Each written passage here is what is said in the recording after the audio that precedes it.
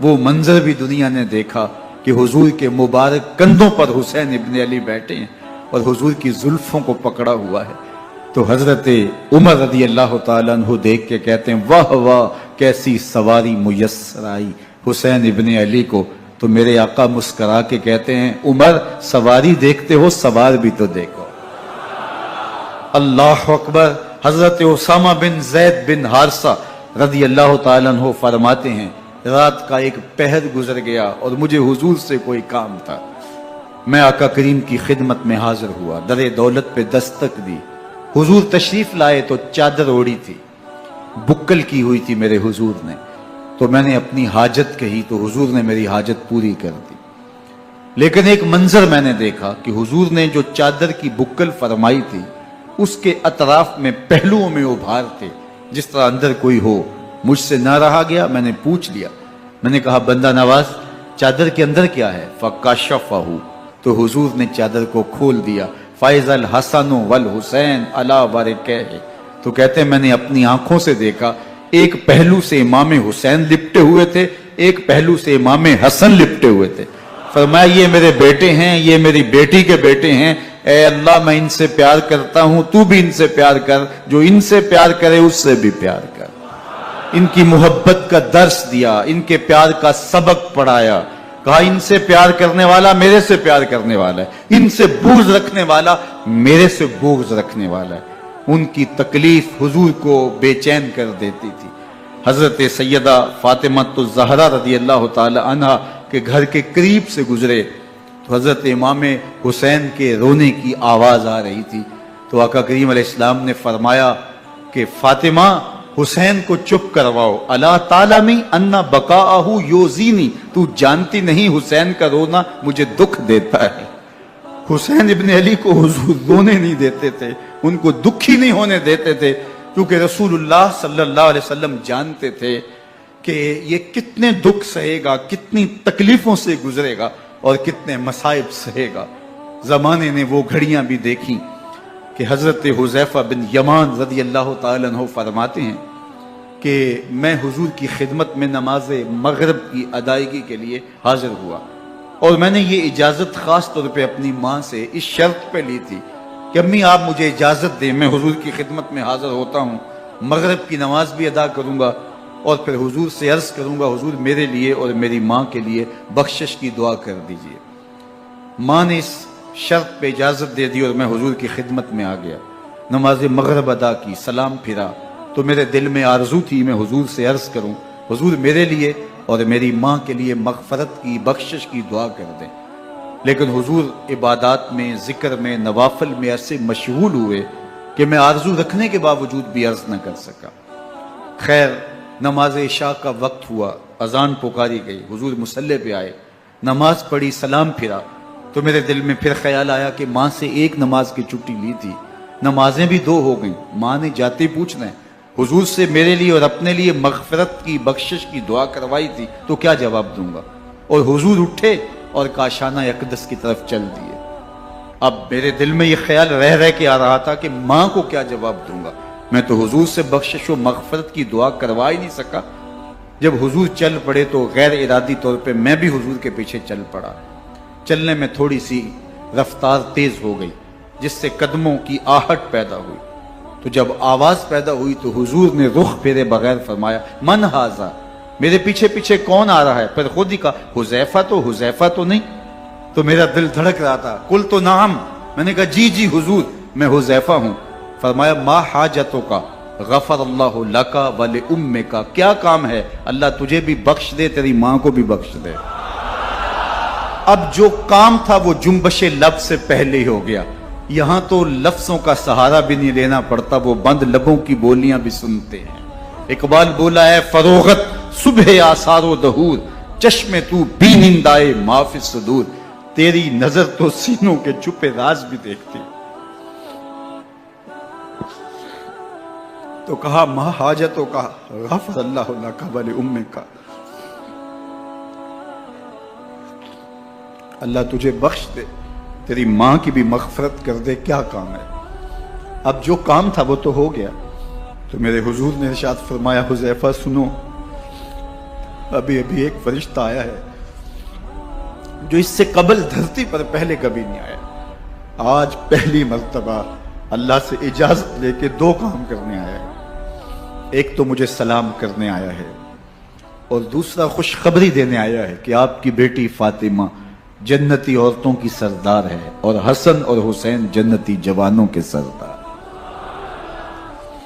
ایک طرف یزید ناپاک محسون کا پلیت بیٹا اور ایک طرف محمد عربی کا نواسا، فاطمہ کے دودھ کا اثر، علی المرتضی کے خون کی تاثیر، رسول اللہ صلی اللہ علیہ وسلم کے کندھوں پہ بیٹھنے والا۔ ایک دن حضور نے امام حسین رضی اللہ تعالیٰ عنہ کے ہاتھ پکڑ لیے اور ان کے پاؤں اپنے پاؤں پہ رکھے اور پھر فرمایا بیٹے آگے بڑھو، اور ان کے پاؤں حضور کی پنڈلیوں پہ آئے۔ پھر کہا بیٹے اور آگے بڑھو، حتیٰ کہ ان کے پاؤں حضور کی رانوں پہ آئے۔ پھر فرمایا بیٹا اور آگے بڑھو، تو ان کے پاؤں حضور کے مبارک بطن اقدس پہ آئے۔ پھر بازوؤں کو کھینچ کے اپنے قریب کیا اور حسین ابن علی کے منہ میں اپنی زبان رکھ دی، اور وہ اس طرح چوس رہے تھے جس طرح کھجور چوسی جاتی ہے۔ تو اللہ کے محبوب علیہ السلام نے حسین ابن علی کو اپنی زبان کا لعاب دہن دے کر کے، وہ شیر رحمت دے کر کے، وہ کوثر و تسلیم سے پاکیزہ تر آب رحمت عطا کر کے ان کی ہمیشہ کے لیے پیاس بجھا دی، تاکہ کل کربلا کے تپتے ہوئے ریگزار میں حسین ابن علی کو پیاس کی شدت تنگ نہ کرے اور پائے استقلال میں لغزش نہ آنے پائے۔ ان نازوں سے پالے ہوئے حسین کو، ان محبتوں سے پالے ہوئے حسین ابن علی کو امتحان بھی اتنے بڑے درپیش تھے۔ یاری تیری سونا پر ازمیشاں تیریاں اگ، سونا پرکھیا جامدہ ہے نال اگاں دے لگ۔ جتنا بڑا شخص ہوتا ہے اتنی آزمائشیں بھی بڑی ہوتی ہیں۔ پیغمبر رحمت کی آغوش میں کھیلنے والا، حجرہ فاطمہ کا جانشین، مصلی رسول کا وارث، منبر رسول صلی اللہ علیہ وآلہ وسلم پر حضور کے مبارک پہلو اور گود میں بیٹھنے والا حسین، حضور کی زبان چوسنے والا حسین، حضور کے کندھوں پہ سواری کرنے والا حسین، آقا کریم علیہ الصلوۃ والسلام کے مبارک سجدے کی حالت کے اندر حضور کی پشت پہ کھیلنے والا حسین۔ قیامت تک حضرت امام حسین رضی اللہ تعالیٰ عنہ نے اپنی سنت کو بطور نمونہ چھوڑا اور فرمایا وَلَكُمْ فِيَّ أُسْوَةٌ، میں اس لیے خود کربلا کے ریگزار کے اندر ایک انوکھی داستان رقم کرنے جا رہا ہوں، تاکہ قیامت تک لوگوں کے لیے میری زندگی ایک نمونے کے طور پہ موجود رہیں اور جبر کے خلاف لوگ ٹکرانے کا حوصلہ رکھیں۔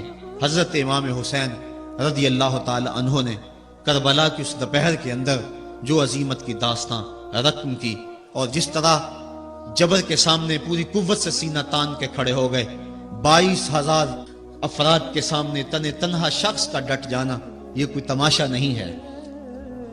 72 افراد کے زخم کلیجے پہ موجود ہیں، اور اپنے بھائیوں، بیٹوں، بھتیجوں اور بھانجوں کے لاشیں اٹھا اٹھا کے آپ خیموں تک لا چکے ہیں۔ آپ کے ہاتھوں کے اندر علی اصغر دم توڑ چکے ہیں، اور جوان علی اکبر آپ اس کو اٹھا کے خیمے تک لا آئے ہیں۔ تو اتنی جرأت اور اتنی پامردی کے ساتھ 71 لاشیں لائن کے اندر پڑے ہیں۔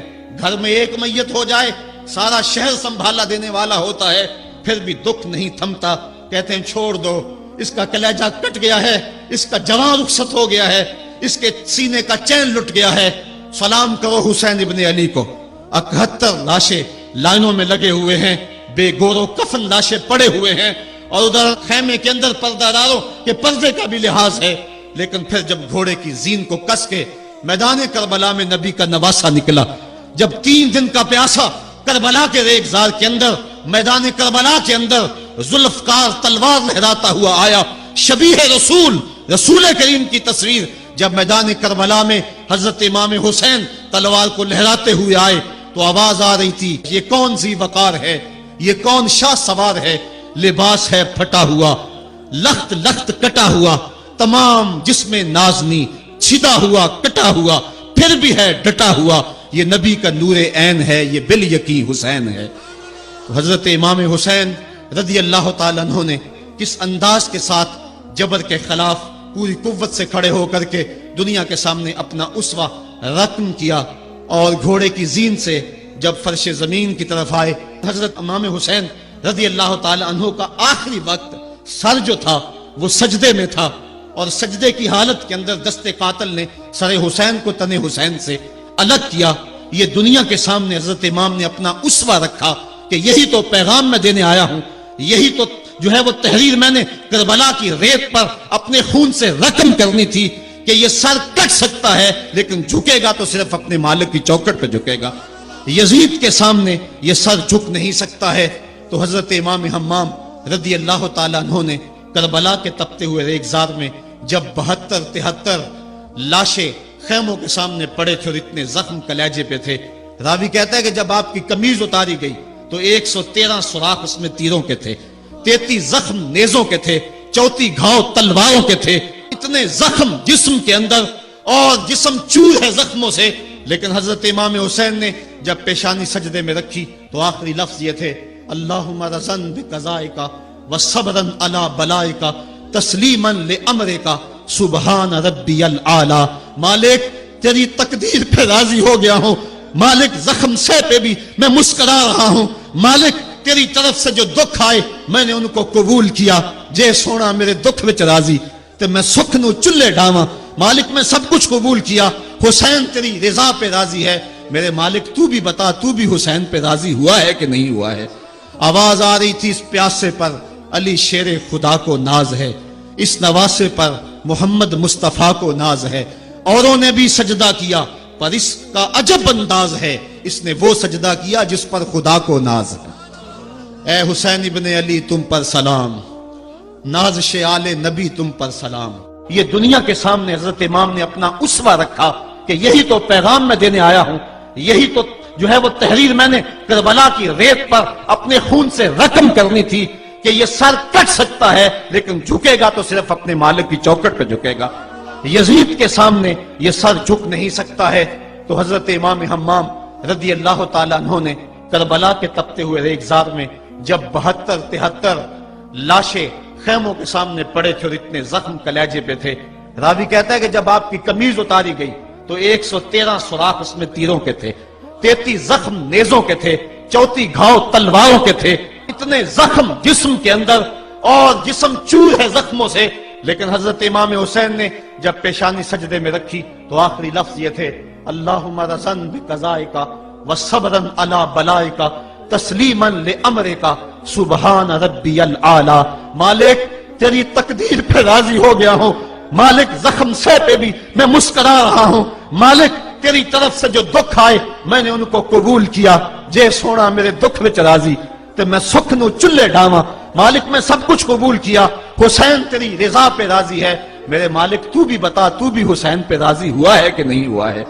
آواز آ رہی تھی اس پیاسے پر علی شیر خدا کو ناز ہے، اس نواسے پر محمد مصطفیٰ کو ناز ہے، اوروں نے بھی سجدہ کیا پر اس کا عجب انداز ہے، اس نے وہ سجدہ کیا جس پر خدا کو ناز ہے۔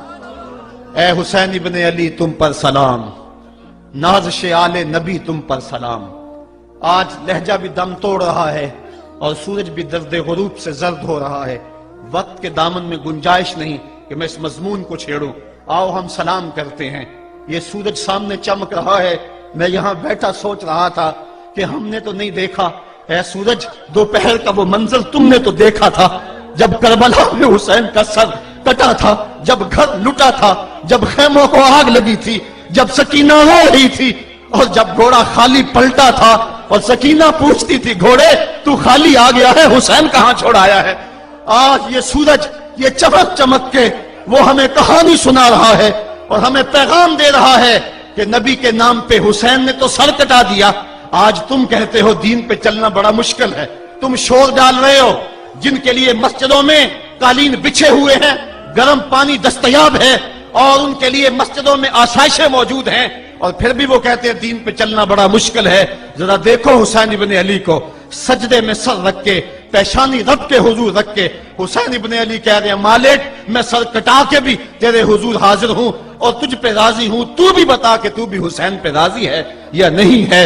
اے حسین ابن علی تم پر سلام، ناز شیال نبی تم پر سلام، تم پہ لاکھوں رحمتیں لاکھوں سلام، اے شہیدان محبت کے امام، لالا گوں لالا بدن لالا چمن، اے چمن اندر چمن اندر چمن، زندگی ہی زندگی تیری حیات، اے حیات اندر حیات، افتخار ملت بیضا ہے تو، رب کعبہ کی قسم یکتا ہے تو، فخر کا دل میں دریچہ باز کرنا چاہیے، جن کا تو آقا ہے ان کو ناز کرنا چاہیے۔ آج ہم ناز کرتے ہیں حسین ابن علی پہ، ہم آ حسین والے نہیں ہیں، ہم واہ حسین والے ہیں۔ واہ حسین تیری عظمت کو سلام، اتنے زخم کلیجے پہ ہو تو کھڑا نہیں ہوا جاتا، لیکن جبر کے خلاف کتنی قوت سے کھڑا ہے۔ حسین ابن علی نے اپنا نمونہ لوگوں کے سامنے رکھنا تھا، تو اقبال کہتا ہے سرخ رو عشق غیور از خون او، شوخی این مصرع از مضمون او۔ یزید مٹ گیا، یزید کا نام مٹ گیا، اس کا تشخص مٹ گیا، حسین کل بھی زندہ تھا، حسین آج بھی زندہ ہے۔ مرتا تو وہ ہے جس کی فکر مر جائے، مرتا تو وہ ہے جس کا نسب العین مر جائے، مرتا تو وہ ہے جس کا مشن ختم ہو جائے۔ حسین کا نسب العین زندہ، حسین کی فکر زندہ، حسین کا مشن زندہ، حسین زندہ، حسین کا نانا بھی زندہ۔ آج بھی ہزاروں کروڑوں اربوں انسان حسین کا نام لے کے جی رہے ہیں۔ میں کہتا ہوں اگر کوئی یزید کا نام بھی لیتا ہے تو وہ سر جھکا کے دیتا ہے۔ کیسا تمہارا لیڈر ہے جس کا نام لیتے ہوئے بھی تمہیں شرم آتی ہے؟ نام لینے سے پہلے سر جھکاتے ہو، نام لیتے ہوئے پسینہ پسینہ ہوتے ہو، نام لینے کے بعد منہ چھپا لیتے ہو۔ تمہیں اپنے قائد اور اپنے لیڈر کا نام لیتے بھی شرم آتی ہے، اور جب ہمارے لبوں پہ نام حسین آتا ہے ہمارا قد اونچا ہو جاتا ہے، ہمارا سر فخر سے بلند ہو جاتا ہے۔ فخر کا دل میں دریچہ باز کرنا چاہیے، جن کا تو آقا ہے ان کو ناز کرنا چاہیے۔ تو حسین ابن علی نے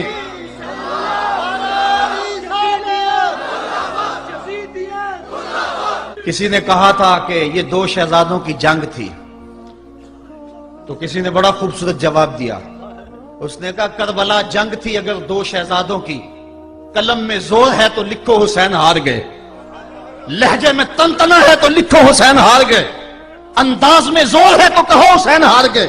زمانہ کل بھی کہتا تھا، زمانہ آج بھی کہتا ہے، حسین کل بھی جیتا تھا، حسین آج بھی جیتا ہے۔ جب حضرت امام حسین رضی اللہ تعالیٰ عنہ کا سر انور کاٹ لیا گیا اور خولی بن یزید نے نیزے کی نوک پہ اس کو رکھا، ویسے رخ سر کا زمین کی طرف سے تھا، کسی نے کیا خوب کہا باں کے سر نیزے پہ اور سوئے زمین ہے روح، یعنی سجدہ ثانی کی ہے آرزو۔ رکعت کے دو سجدے ہوتے ہیں، ایک سجدہ ہوا تھا کہ سر انور جدا کر لیا گیا، جب نیزے کی نوک پہ تھا سر تو رخ زمین کی طرف سے تھا۔ شاعر کہتا ذرا غور سے دیکھو سر حسین کیا کہہ رہا ہے، سر حسین کی پیشانی زمین کی طرف ہے، پیشانی میں دوسرے سجدے کی آرزو مچل رہی ہے۔ تو جب امام حسین کا سر خولی نے نیزے کی نوک پہ چڑھایا، اس نے تو یہ کہنا چاہا تھا کہ ہم فتح یاب ہوئے اور دیکھو ہم نے سر کاٹ لیا۔ کسی نے کہا ذرا غور سے دیکھو یہ تو سر کٹ کے بھی سر بلند ہے، یہ سر کٹ گیا پھر بھی سر بلندی نہیں گئی ہے، اس کا بانکپن پھر بھی نہیں گیا ہے۔ حسین کا سر کل بھی اونچا تھا، حسین کا سر آج بھی اونچا ہے، اس کا نام زندہ، اس کا پیغام زندہ، اس کی فکر زندہ۔ حضرت امام زین العابدین یہ کربلا کے وہ شخص ہیں جنہوں نے سارا منظر اپنی آنکھوں سے دیکھا تھا۔ اتنے دکھ کسی کو نہیں پہنچے جتنے زینب اور زین العابدین کو پہنچے ہیں۔ سب منظر کھلی آنکھوں سے دیکھا، 14 سال کی عمر ہے، بیمار ہیں، تاریخ بتاتی ہے اس کے بعد ساری زندگی حضرت زین العابدین نے ٹھنڈا پانی نہیں پیا، جب پانی پینے لگتے تڑپنے لگتے، کہتے مجھے سکینہ کی پیاس یاد آتی ہے، مجھے علی اصغر کا تڑپنا یاد آتا ہے، ساری زندگی پھر ٹھنڈا پانی نہیں پیا۔ حضرت امام زین العابدین نے یہ سارا منظر کھلی آنکھوں کے ساتھ دیکھا تھا، اور پھر آپ نے دمشق کے بازاروں میں بھی اور کوفے کی گلیوں کے اندر بھی سروں کا یہ قافلہ اپنی قیادت کے اندر جو ہے وہ گزارا تھا۔ جب یزید کے دربار کے اندر حضرت امام زین العابدین پہنچے تو یزید نے پہلے تو جو ہے وہ دکھ کا اظہار کیا۔ بعض لوگ یہاں سے یزید کی بریت کا اعلان کرتے ہیں، یہاں کسی نے بڑی خوبصورت بات کہی کہ قاتل کی پشیمانی مقتول کی اہمیت کو تو بڑھا سکتی ہے لیکن اس کے دامن سے قتل کے داغ کو نہیں دھو سکتی. تو اس نے یہ سب کچھ کیا، یہ بس اس کے ٹسلے تھے جو وہ بہانے لگا. لیکن بعد میں اس نے حضرت امام حسین رضی اللہ تعالی عنہ کے دانتوں کے اوپر جو ہے وہ چھڑی مارنا شروع کر دی. تو حضرت ابو برزہ اسلمی صحابی رسول وہاں موجود تھے، وہ کھڑے ہو گئے، اٹھ گئے، بدن کانپتا ہے ان کا. کہنے لگے ظالم ارفع قدیبہ کا، یہاں اپنی چھڑی ہٹا لے. میں نے اپنی ان آنکھوں سے دیکھا ہے کہ کان رسول اللہ صلی اللہ علیہ وسلم یلسمہ، حضور نے ان ہونٹوں کو خود چوما ہے. تو یہ کہہ کہ آپ دربار سے نکل گئے اور روتے تھے اور آپ کے بدن پہ کپ کی بھی تاری تھی. بعد میں یزید نے کہا حضرت غلطی ہو گئی اور یہ میں نہیں چاہتا تھا، بتائیں آپ کی کوئی شرط ہو. تو آپ نے فرمایا میری 4 باتیں مان لو. ان 4 باتوں میں ایک بات یہ تھی کہ سر حسین اور سر شہیداں ہمارے سپرد کر دو تاکہ ہم کربلا جا کے ان کی تدفین کر سکیں. دوسری یہ تھا کہ ہمیں مدینہ حفاظت سے پہنچا دو. تیسری شرط یہ تھی کہ مجھے جو ہے وہ جمعے کا خطبہ دینے کی اجازت دو آج دمشق جامع مسجد کے اندر. چوتھی بات آپ نے یہ فرمائی کہ قاتلان حسین جو ہے وہ میرے سپرد کرو. اس نے کہا ہاں کون ہے قاتل حسین کا؟ لوگوں نے کہا خولی ہے. خولی نے کہا میں نے قتل نہیں کیا، یہ سنان بن انس نخی نے کیا ہے. سنان بن انس نخی کو کہا ہاں تو بتا. کہنے لگا میں قتل کیوں کرنا تھا، یہ تو شمر ذل جوشن نے کیا ہے. شمر ذل جوشن کو کہا تو بتا. کہنے لگا میں نے قتل نہیں کیا، میرا کون سا حسین نے کچھ بگاڑا تھا، قتل اس نے کیا ہے جس کی حکومت کو خطرہ تھا. تو یہ ہے وہ ہے قاتل حسین کا. اب یزید کہنے لگا تمہاری یہ شرط تو میں پوری نہیں کر سکتا، یہ بات تو پوری نہیں کر سکتا، اب خطبہ دے لو. اب حضرت امام زین العابدین خطبہ دینے کے لیے کھڑے ہوئے. خطابت تو اس گھر کی لونڈی ہے، جب یہ بولتے ہیں تو حکمت کے موتی دولتے ہیں. جو ہی امام زین العابدین کھڑے ہوئے، 14 سال عمر ہے اور دمشق کی جامع مسجد ہے. یزید بھی بیٹھا تھا، یعنی سلطنت بھی تھے، عوام کا بھی ہجوم تھا. جب آپ نے خطبہ شروع کیا لوگ زاروں کے تار رونے لگے، اور آپ نے اہل بیت کے مناقب جب لوگوں کے سامنے رکھے تو یزید گھبرا گیا کہ کہیں لوگ میرے گریبان تک نہ پہنچے. اس نے مؤذن کو اشارہ کیا جلدی جلدی اذان پڑھو. تو جب اس نے کہا اللہ اکبر اللہ اکبر، تو حضرت شہزادہ زین العابدین نے کہا کہ اس کے اندر کوئی شک نہیں کہ اللہ سب سے بڑا ہے. جب شہادتین کا کہا اشہد ان لا الہ الا اللہ، حضرت امام زین العابدین نے اس کے جواب کے اندر کہا ہاں ہاں اللہ کے علاوہ کوئی معبود نہیں ہے، اس کی گواہی ہم نے خون سے دی ہے، ہم نے اپنے لہو سے دی ہے اس کی گواہی. اور پھر اس کے بعد جب اشہد ان محمد رسول اللہ پہ لفظ آئے تو حضرت امام زین العابدین نے کہا یزید دیکھ اب اذان کے اندر تیرے نانے کا نام ہے یا میرے نانے کا نام ہے؟ آج بھی منبر پہ میرے نانے کا نام ہے.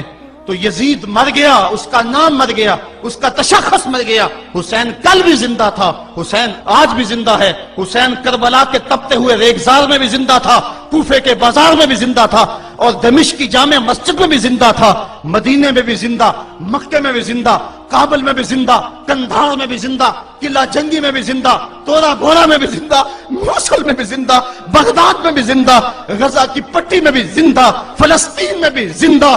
آج حسین کی زندگی اور حسین کا باقپن دنیا کو بتا رہا ہے، بش کو بتا رہا ہے تیرے منہ پہ تماچا حسین مارے گا.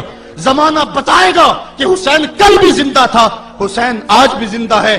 حسین کی فکر لے کے اٹھو اور پوری دنیا پہ چھا جاؤ اور زمانے کو بتاؤ کہ ہم حسین ابن علی کے سپاہی ہیں. صرف محرم کے دن آنسو بہا لینے سے کچھ نہیں ہوگا. کیا صرف محرم حسین کا مہینہ ہے؟ نہیں، پورا سال حسین کا ہے، پوری زندگی حسین کی ہے، پورے زمانے حسین کے ہیں. یہ صرف عاشور کا دن یا عاشور کی شب ہی حسین کی نہیں، سارے زمانے حسین کے ہیں. کل بھی حسین کا تھا، آج بھی حسین کا ہے، کل بھی حسین کا ہوگا. آؤ اٹھیں، قرآن کو لے کر کے حسین ابن علی نیزے کی نوک پر بھی چڑھ کے قرآن سنایا، اور آج ہم اسی قرآن کی دعوت کو لے کر کے اٹھیں اور حسین ابن علی کے پیغام کو گھر گھر